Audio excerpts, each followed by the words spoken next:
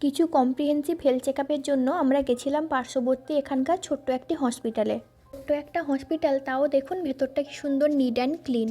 সবচেয়ে গুরুত্বপূর্ণ তথ্য হলো এখানে না 3টি লেভেলের হসপিটাল হয়ে থাকে, লেভেল 1, লেভেল 2, লেভেল 3। লেভেল 1-এ ল্যাব টেস্টিংগুলো হয়ে থাকে, আর মাইনর যে শরীর খারাপগুলো, এই ধরুন জ্বর, মাথা ব্যথা, পেট ব্যথা, বেসিক যে সমস্যাগুলো, এই জন্যে এখানকার লোকেরা যায়। লেভেল 2-তে জেনারেল হসপিটালগুলি রয়েছে, অর্থাৎ ইন্ডিয়াতে আমরা যা হসপিটাল বলতে বুঝি সেগুলো এর আওতায় পড়ে। আর লেভেল 3 হলো রেয়ার ডিজিজ অর্থাৎ ক্যান্সার ইত্যাদির ক্ষেত্রে লেভেল 3 ব্যবহার করা হয়। সবচেয়ে বড় কথা হলো লেভেল 1-এ টেস্টিং করার পর যদি কারোর কমপ্লিকেশন থাকে তাহলেই লেভেল 2-তে রেফার করা হয়। এখানকার নাগরিকেরা কিন্তু সহজেই লেভেল 2 বা লেভেল 3-তে নিজেদের ইচ্ছে মতো যেতে পারে না। হসপিটালগুলিতে ভিড় এড়ানোর জন্যই 3টি ক্যাটাগরিতে এরকম হসপিটালগুলিকে ভাগ করা হয়েছে, যাতে সমস্ত মানুষেরাই ভালো চিকিৎসা পেয়ে থাকেন। আর জানেন তো, এদের হেলথ সিস্টেমটা ন্যাশনাল হেলথ ইন্স্যুরেন্স সিস্টেমের আওতায়।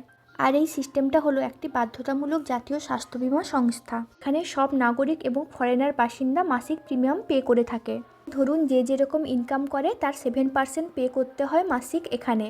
আর যখন কারো বড় কোনো চিকিৎসার প্রয়োজন হয় তার খরচের একটি বড় অংশ, মানে ওই 80% মতো এই সংস্থা খরচ করে। আর যারা এখানে বেকার আর যাদের লো ইনকাম, তারা কিন্তু সরকারি সহায়তা পেয়ে থাকে। কি সাথে তার পরিবারের ডিপেন্ডেন্ট সদস্যরাও কিন্তু এই সংস্থার আওতায় থাকে। শুধু তাই নয়, চিকিৎসা, ওষুধ, সার্জারি সবকিছুই কিন্তু এর আওতায়। এই সংস্থার দরুন সমস্ত নাগরিকের হেলথ চেকআপ বছরে একবার হলেও বাধ্যতামূলক, যার জন্য আজ আমরা এখানে গিয়েছিলাম। যেটা না বললেই নয়, এখানকার স্টাফেরা কিন্তু পুরো সময়টাই আমাদের হেল্প করে গেছেন, কোনো বিরক্তি ছাড়াই। সঙ্গে পুরো প্রসেসটাই ছিল স্মুথ, আর সবচেয়ে বড় কথা টেস্টিং যন্ত্রপাতিও ছিল খুব উন্নত।